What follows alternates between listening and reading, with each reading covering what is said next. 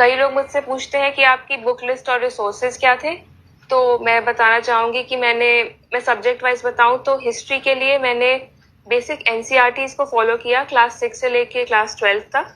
उसके साथ साथ मॉडर्न हिस्ट्री के लिए India struggle of independence Bipin Chandra वाली बुक पढ़ी। और फिर आर्ट एंड कल्चर के लिए मैंने वो पढ़ी फाइन आर्ट्स एनसीईआरटी क्लास 11।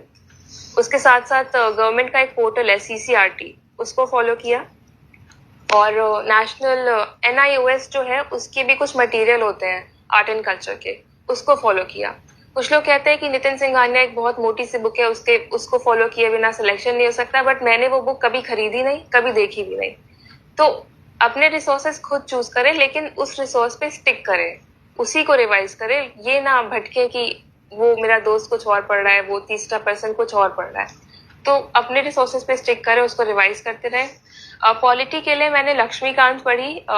वो सबसे पॉपुलर बुक है और सबसे अच्छी बुक है पॉलिटी के लिए, काफी कंसाइजली सब कुछ मेंशन्ड है उसमें। उसी को मैंने कम से कम 5-6 बार रिवाइज किया पूरी बुक को। देन ज्योग्राफी के लिए मैंने क्लास 6 to 12 की एनसीईआरटी की।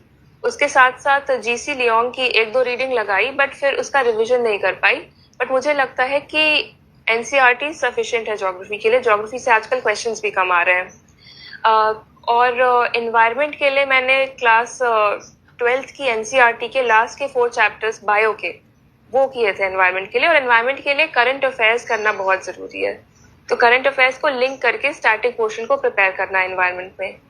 सिमिलरली इकोनॉमिक्स के लिए मैंने माइक्रो इकोनॉमिक्स की एनसीईआरटी पढ़ी और उसके साथ साथ करंट अफेयर से लिंक करती गई। और जो भी क्वेश्चन पेपर सॉल्व करती थी उसमें जो फैक्ट्स और फिगर्स मिलते थे मुझे, या जो कॉन्सेप्ट्स नए मिलते थे, उसके मैं नोट्स बनाती थी, उसको रिवाइज करती थी।